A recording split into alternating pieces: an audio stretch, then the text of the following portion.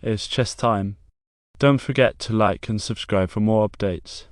Pawn to e4 is the best move. This is a book move. The opening is called Queen's Pawn Game. I played pawn to c4 to challenge black's control of the center and prepare to develop my pieces. This move also pins black's knight on c6, putting pressure on the pawn to d5 square. This is a book move. The opening is called Slav Defense.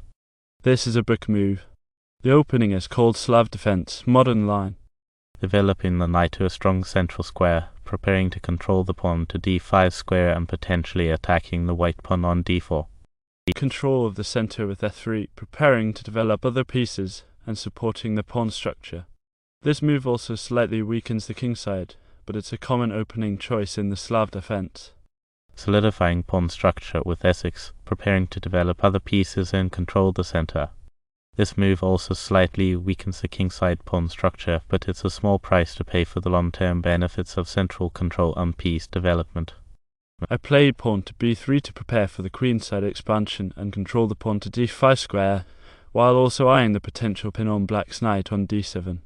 This move also supports the development of the queenside pieces. Developing the knight to a strong central square, preparing to control the pawn to d5 square and potentially pinning the bishop on c4. Bishop to d3. Bishop to d6 is excellent. This develops a bishop. Bishop to b4 check is best. This develops a bishop. Bishop to b2. Kingside castle is excellent. Knight to e4 is best. This offers a trade. Kingside castle. I played pawn to b6 to challenge black's central pawn structure and prepare for potential pawn breaks on the queen side. This move also pins black's knight on c6, making it harder for them to develop their pieces.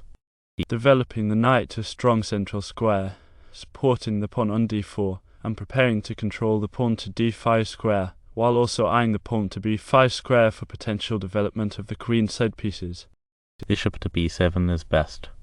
This defends a pawn and rook on c6 and e8. This develops a bishop. This fianchettos the bishop by putting it on a powerful diagonal. Queen to c2 is excellent. This defends a bishop on b12. Rook to e1 is best. By placing the rook on an open file, it controls important pawns. Rook to e8 is a solid move, supporting the pawn on pawn to e5 and preparing to develop the rest of the pieces. It also slightly weakens the king side, but this is a minor trade-off for the potential to launch a pawn storm on the queen side. Rook from file to d1. Pawn to c5 is the best move. Preparing to develop the queenside pieces and control the pawn to d5 square, rook from file f to d1 supports the central pawn structure and paves the way for potential pawn breaks on the queenside.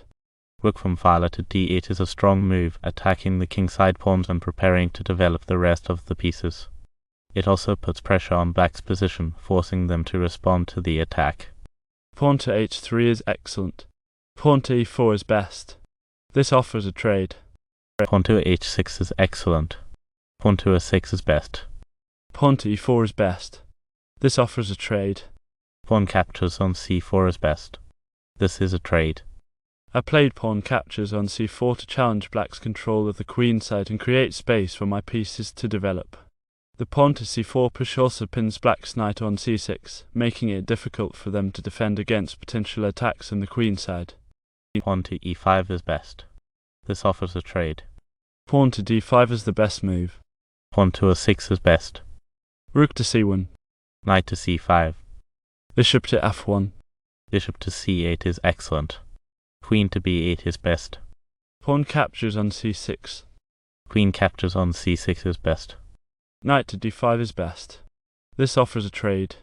Knight captures on d5 is best. This is a trade. Pawn captures on d5 is best.